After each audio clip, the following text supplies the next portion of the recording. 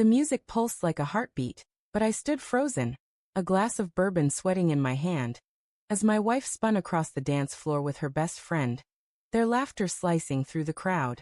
Their bodies moved too close, her hand lingering on his shoulder, his fingers grazing her waist longer than they should. I told myself it was nothing, just old friends caught in the wedding's glow. But the way her eyes sparkled for him, the way she leaned into his whispers, carved a hollow in my chest I couldn't name. The venue was a dreamscape, draped in fairy lights that twinkled like stars against the velvet night.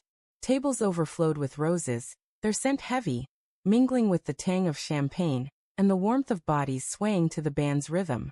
I stood by the bar, the polish wood cool under my elbow, watching Claire twirl in her emerald dress, the one she'd worn because I said it made her look like a goddess. Now, that dress caught the light as she danced with Ethan, her laughter louder than the music, her joy a private language I wasn't privy to. I'd known Ethan since college, the charming guy who always had a story, a grin, a way of making Claire's face light up. They'd been inseparable back then, but I never questioned it. She chose me, didn't she? The ring on her finger, the vows we spoke 3 years ago, the late nights planning a future. Those were mine. Yet, as I watched them now, something gnawed at me, a quiet doubt I'd buried under trust. The way she tossed her head back when he whispered, the way his hand brushed her arm as they swayed. It felt like a memory I wasn't part of. Having fun, Nate? Sarah, the bride's sister, appeared beside me, her voice light but her eyes sharp, like she'd caught me staring too long. I forced a smile, the bourbon burning my throat as I took a sip. Yeah, just soaking it all in. I said, my voice steadier than I felt. Weddings, you know? Always a spectacle. She tilted her head, her gaze flicking to Claire and Ethan. They're quite the pair out there, huh? Her tone was casual, but it carried an edge, like she was testing me. I shrugged, telling myself it was just dancing, just friends, just a moment. But Sarah's eyes lingered on me, and I wondered what she saw, a fool, a husband, or a man losing something he couldn't name. The night wore on, the crowd thinning as couples drifted to tables or slipped outside to steal kisses under the stars. I stayed rooted, my eyes tethered to Claire. She hadn't danced with me once. Not a single song. I'd asked her earlier, my hand outstretched, but she'd laughed saying, "Later, Nate, I'm having too much fun." Her words had stung, but I'd brushed it off, blaming the wine, the music, the chaos of the night.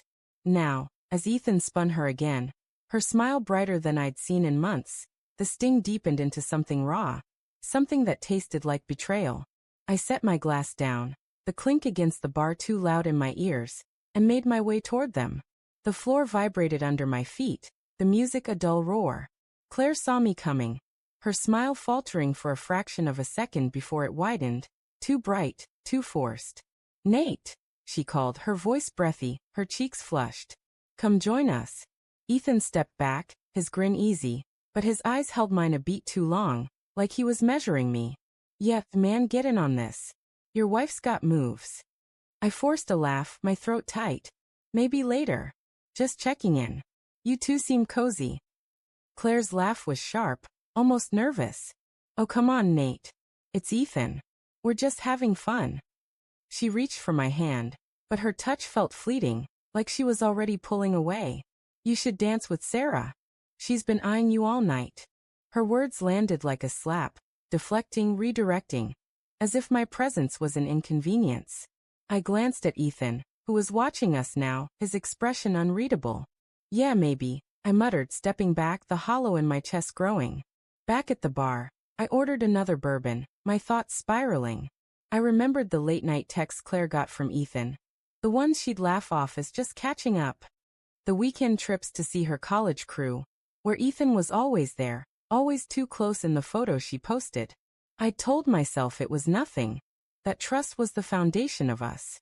But now, watching her lean into him, her hand brushing his chest as they laughed, I wondered if I'd been blind.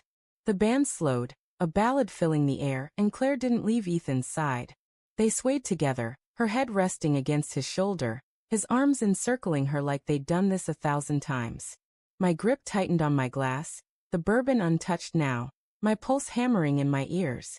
I wanted to storm over, to pull her away, to demand answers. But what would I say? Why are you dancing with him like you used to dance with me? Sarah appeared again, her voice softer now. Nate, you okay? She followed my gaze, her lips pressing into a thin line. Look, I don't know what's going on, but I saw them earlier. Outside, by the garden. They weren't just talking.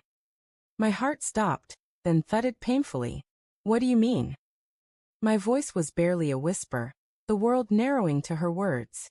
She hesitated, her eyes full of pity. They were close, Nate. Too close. I didn't want to say anything, but you deserve to know. The room tilted, the fairy lights blurring into streaks of gold. I set my glass down, my hands shaking, and walked toward the garden, my steps heavy, like wading through water.